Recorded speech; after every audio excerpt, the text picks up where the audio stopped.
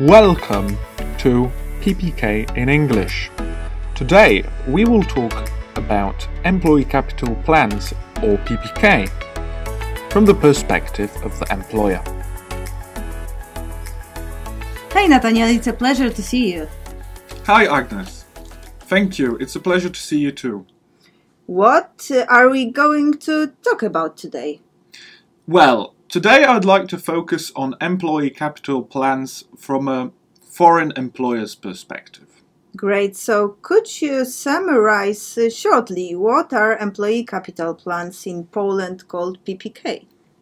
Employee capital plans, or as you referred to it, PPK, they are a universal savings system for employees that was implemented at the beginning of 2019 in Poland, and it's based on the cooperation of the employees, employers and the state. It's a new solution to increase the financial security of employees for the latter stages of their lives, and it's a program that is sort of based on the experience of many countries with similar employee programs, like, for example, the UK or New Zealand. Its aim is to address economically active individuals who are subject to mandatory pension and disability insurance in Poland. This means that it applies to both those who are employed and those who work under a contract of mandate, for example.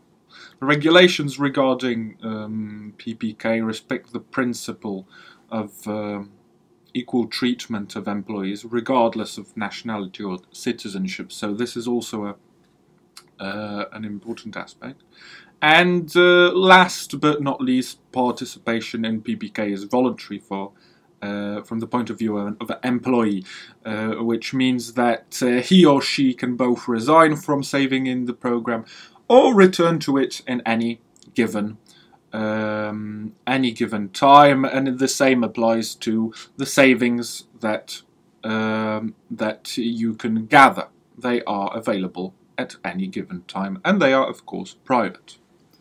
Okay, yes. We will talk about using savings, I think, in another episode. It's a broad topic to discuss. So, what is PPK's main objective? Well, that's a good question. To put it briefly for you, it's to provide the participant with additional money, which can be used after reaching the age of 60, for example, mainly, or in exceptional situations earlier. So the main aim is to save till 60, but we can save for longer than till reaching 60, or we can save for shorter. The funds accumulated in a PPK's participants' account are private, as I said, and they are inheritable. And it's the responsibility of the employer to form a PPK program within their company. So, as I said, the contributions come from three sources: employer, the employee, and the state. Which means that, unlike in other forms of long-term savings, we have three entities that help us accumulate the funds. And then the savings are invested in defined target funds, target date funds, that vary the level of risk, taking in account the age of a participant. Okay, so is there any inspection authority to provide control over PPK? Yes, of course there is. It's called the Financial Supervision Authority, which is the Polish body responsible for this sphere, and it exercises control over the program with respect to the activities of financial institutions that operate the program on a daily basis. Oh, thanks. Are there any strict terms and conditions that an employer must prepare for employees? Well, before enrolling, an employer should ensure, first of all, that a foreigner that wants to save in PPK has the opportunity to familiarize himself, herself with information about the conditions of participation in PPK and the obligations and rights that an employing entity and the employee that they have, and the employee related to participation in PPK. So all the information regarding the program should be made available to the foreigner, together with its translation into the language understood by him or her. What is the main condition to start saving in PPK for a foreigner? I think I'd put two the main two conditions. The basic is to first of all that his employer runs the program, and if the company employing a foreigner runs PPK and the foreigner meets the condition for participating the program, it's the company's obligation to enroll the foreigner, unless, of course, he or she previously withdraws from saving. So, do I understand it well? For example, a company runs PPK. On 15th of May 2020, it employed 20 American nationals under an employment contract. This means that employees, citizens of USA, employed in this company, as soon as they meet the conditions for participation in PPK, will be enrolled in PPK and will start saving in PPK, yes? Yes, that is actually a good example, and you are right there. Okay, so it's simple to understand, but if I am a foreign employer, something looks different, yes? Not everything. An employing entity which does not have its residence in Poland but employs PPK participant is obliged to provide them with the opportunity to save in PPK. For this purpose, it should establish and run PPK for the employees. A foreign employer like that may also agree with the employee to take over the employee's obligations under the Act on PPK. So this person will perform these duties on behalf of the employer during the period of his or her employment with that entity. So it's a little bit dissimilar to Polish employer. What does it mean to an employee? This means that to the employee, it means that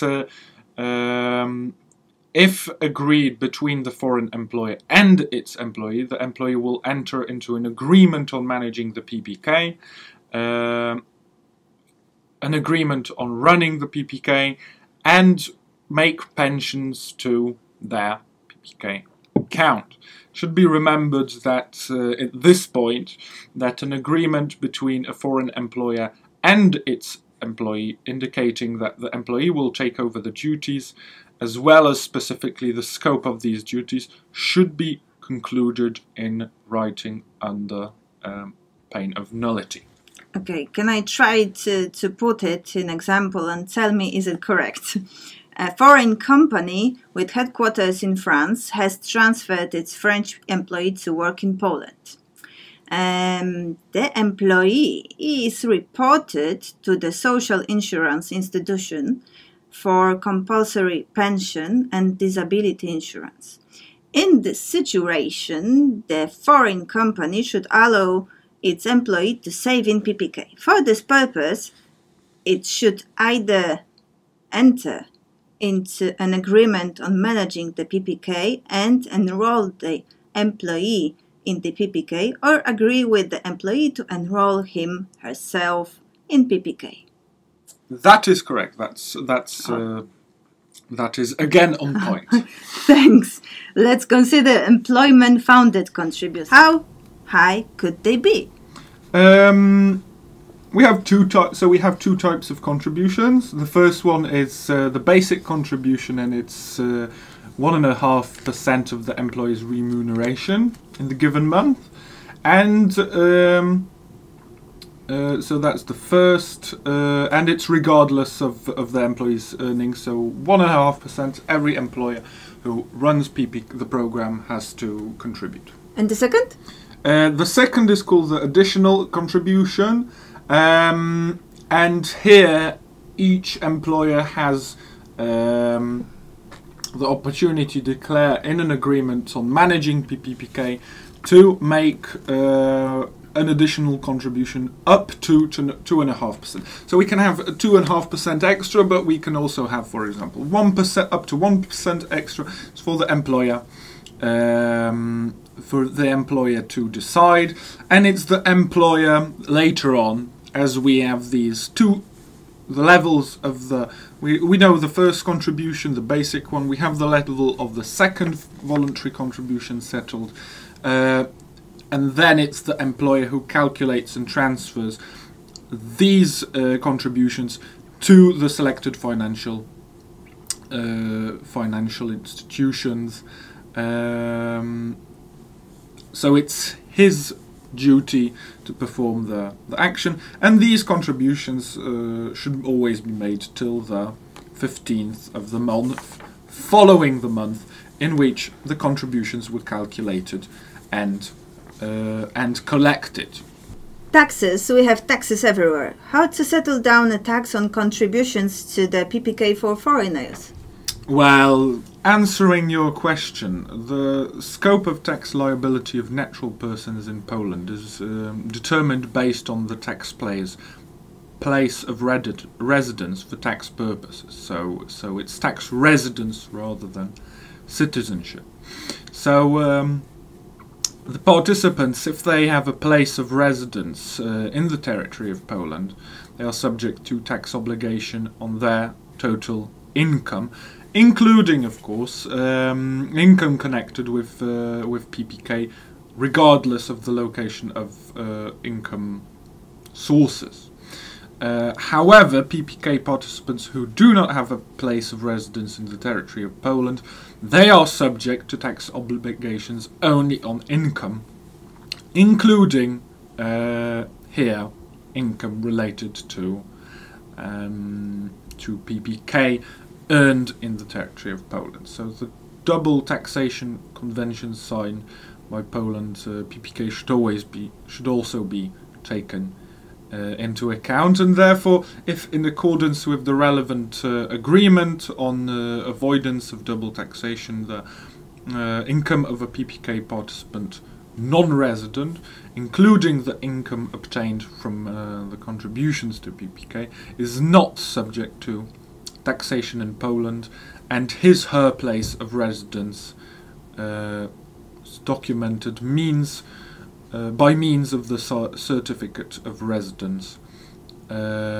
His or her employer is not then obliged to collect the advanced income tax. It's try to put it as strictly and straightforward as possible,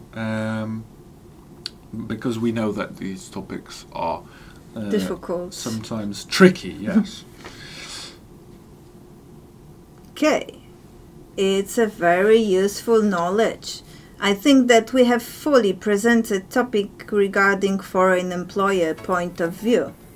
For any questions, contact us at mojeppk.pl. Thank you and see you soon. Thank you, and also remember that you on our channels you can also find other podcasts from our series PPK in English. Thank you, and see you soon. See you.